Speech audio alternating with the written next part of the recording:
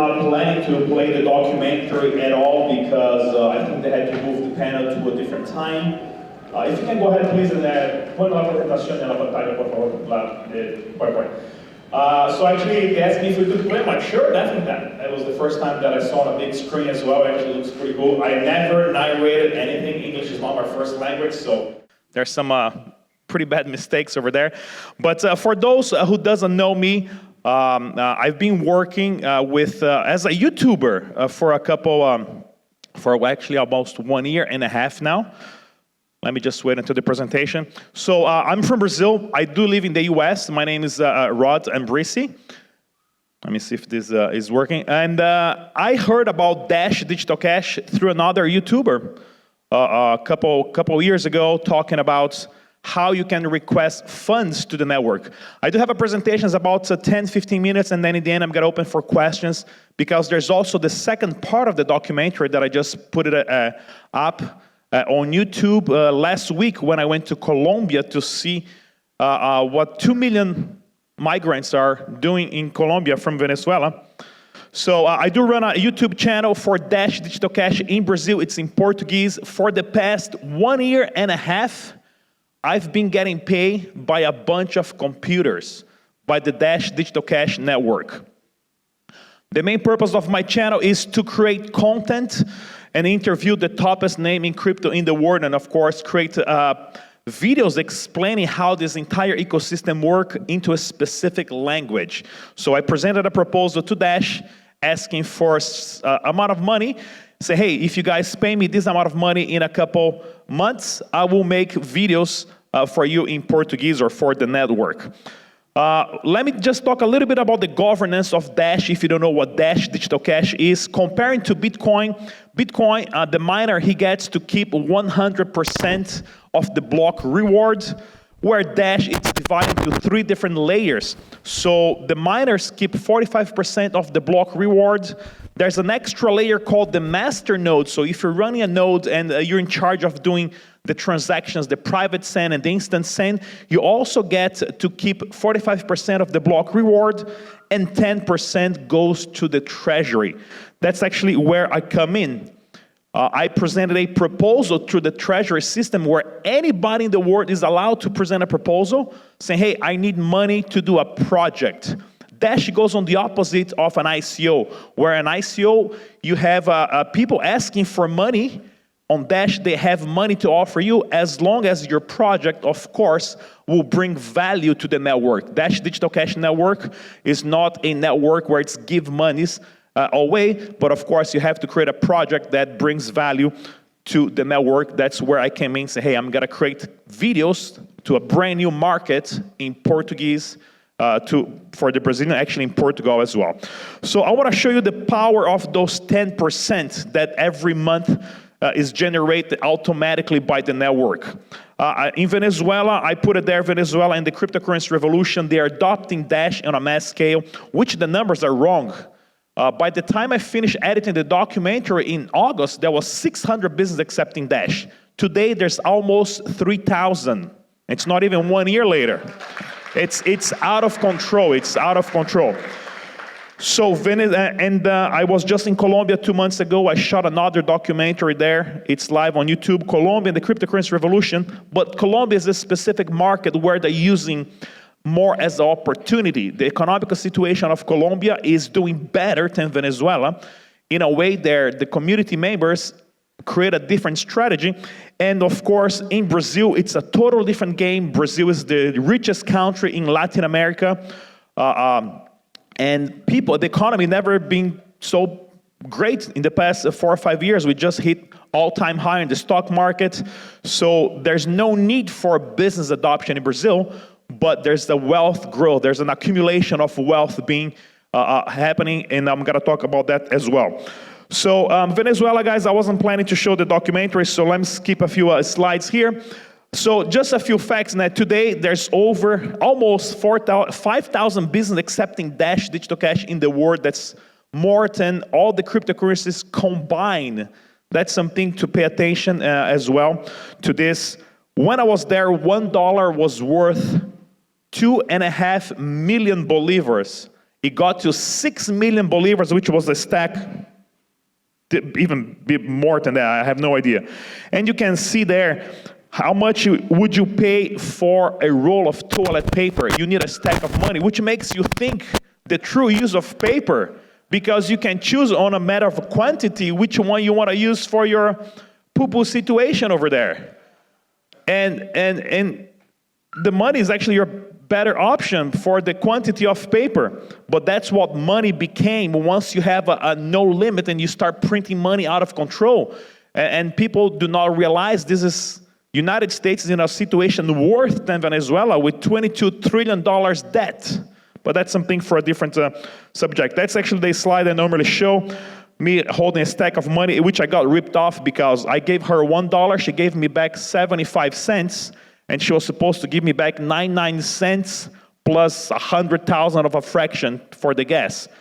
1 bolivar, it's 1 liter. $1 was 2.8 million bolivars, so I could fill it up 70,000 cars, full tank with $1. It's insane.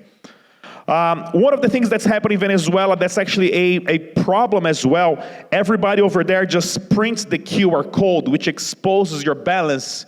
And that's something that we came up with a solution, which I show on the documentary about Colombia called ElectroPay, where we're finalizing a POS unit under $100 that switches through QR code, so it won't review your balance as well. But we have to think about something extremely cheap, especially if we want to increase mass adoption in Colombia, Venezuela, and Africa, and third world countries.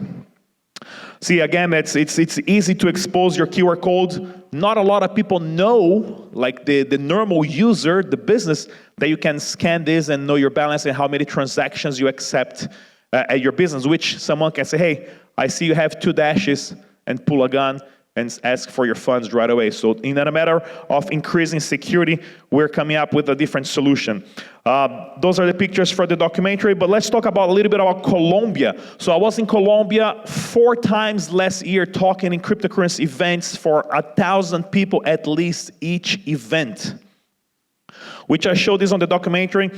But today, the exodus of migrants from Venezuela, majority of them are going to Colombia, Peru, Ecuador, Brazil, Madrid, and Spain, and United States. So Colombia used this as an opportunity, and of course, not an opportunity to make money, but an opportunity to engage with every single migrant that needs the means to send money back home because they're migrating to Colombia to work. So Colombia today did a fantastic job accepting over 2 million refugees from an economic crisis that's happening in Venezuela.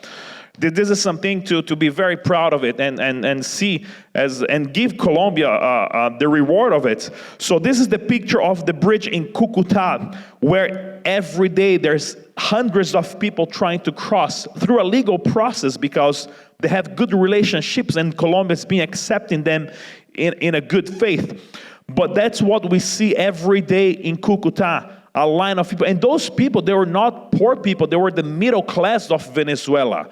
They were the lower class and the middle upper class from Venezuela that just became one entire class of refugees and miserables because there's literally no more jobs or economic growth at all.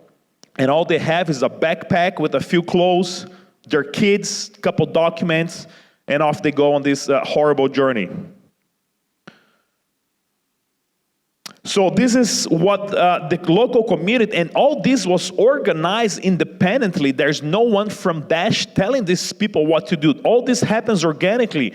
The community from Medellin and from Bogota ended up going to Cucuta, the city where those migrants first get in, and they start creating meetups and organizing conventions to tell those migrants how they can actually work in other countries and send money back to their families using Dash Digital Cash, right? This is George Donnelly. He's the community leader in Colombia. He did a fantastic job the way he approached every single merchant, because Colombia sits on a better economic place than Venezuela. So they're not using because of a desperation that they need to hold the value of their money. They're using because what he said was, the way he approached was, we have a new payment system in town, and we actually, every week, we give away a couple dashes to people. They need places to spend. Would you like to get new customers? So this kind of talk actually ended up, he's from US, but he's been in Colombia for, I think, over 15 years as well. So this kind of talk ended up increasing the number of business accepting Dash from one business in January 2018 to over 300 business by this January now 2019. And he's always posting on Twitter all the new business. He put up a team that goes to visit every single merchant on every single town, explaining how this magic internet money works. And in a matter of minutes, you have to talk about politics, economics, and technology. Yes, Mark? 5 minutes, thank you. So in a matter of minutes, you have to explain to every single merchant about money, economics, and technology. So it's a pretty hard task, and it's a door type of work. You can see this on the documentary, the second version, Colombia and the Cryptocurrency Revolution. About Brazil, which sits on a better location, economically speaking. Brazil has today over 69 exchanges dealing with cryptocurrency. That's what I mentioned on the documentary. We had this president that confiscated the money from everybody's savings account in 1992. He told everybody, hey, the government's gotta use your money, we gotta pay you back starting in 18 months. Brazil had a horrible economic collapse for 20 years. What Venezuela is going through now, I experienced this being a kid in Brazil, and I remember a little bit what my father suffered and what he had to go through. This is the type of money or how many type of bills we had in Brazil in a matter of 15 years with over 1.2 trillion percent hyperinflation. And as I say today, in Brazil, we have no more heroes, because today in the back of our bills, we have the birds, the turtle, we have the fish. We lost the identity with the sovereign country, and we have to deal, thank you. We have to deal with colors and play money, you know? Hopefully the animals will save us. But this is the picture of the stock market in Brazil as well, where they took 100 years to establish their business, where in 5 years, those exchanges in Brazil, they have more users dealing cryptocurrency than the stock market managed to attract in over 100 years. Those exchanges, the top ones, they have more users than the stock market in over 100 years. The power of the 10% doesn't finish there. That's what the Dash Treasury allows anybody in the world to present a proposal and ask for funds. Communities in Argentina are starting to gather, especially Argentina seems to be the next place where the economic collapse will happen. Communities in Africa are happening every day with more and more people talking about cryptocurrencies, and we can't stop this. Nobody can stop this. And this is happening in Nigeria, Nairobi, Kenya, Ghana.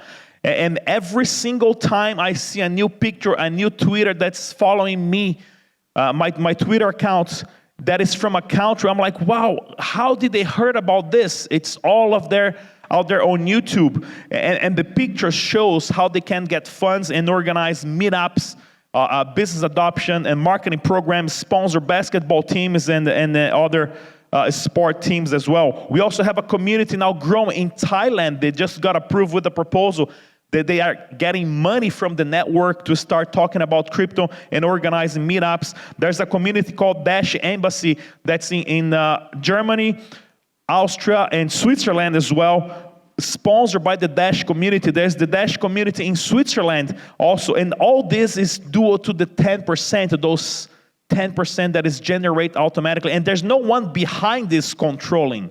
It's all done automatically inside the network. It goes up for voting. If the master nodes decided that your proposal has value to whatever you're trying to do and to the Dash network, they will vote yes or no. And more integration. Just now, a wall of coins are being accepted in more countries in Latin America. Integrations with Visa credit card payments. This is actually brand new. I just saw this last week.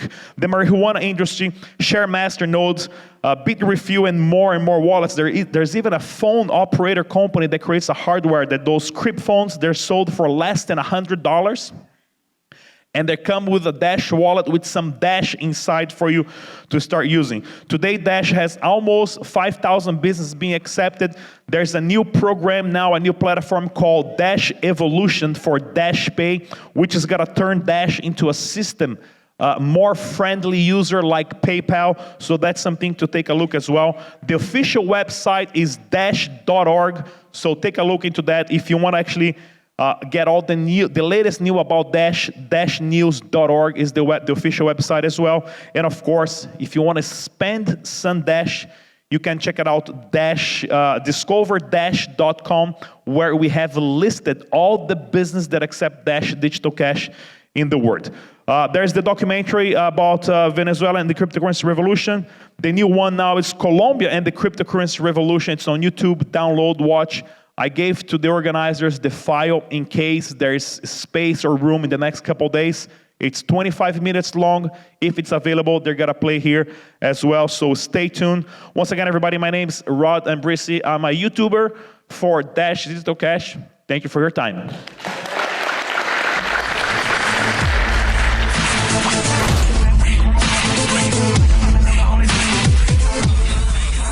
Anarchapulco, it's so hype, I'm trying to tell ya. This the event of the year and best vacation ever. Ron Potter, Jeffrey Tucker, just to name a few. Get your tickets, you don't wanna miss it. You should roll through, talking politics to health and self-improvement to investing. So many things, not one thing. Learn how to live life unchained, yeah. 4 days vibing on the beach, time to connect. All about growth, way more than a conference. This is Anarchapulco, yeah. Let's go. You ain't seen nothing yet.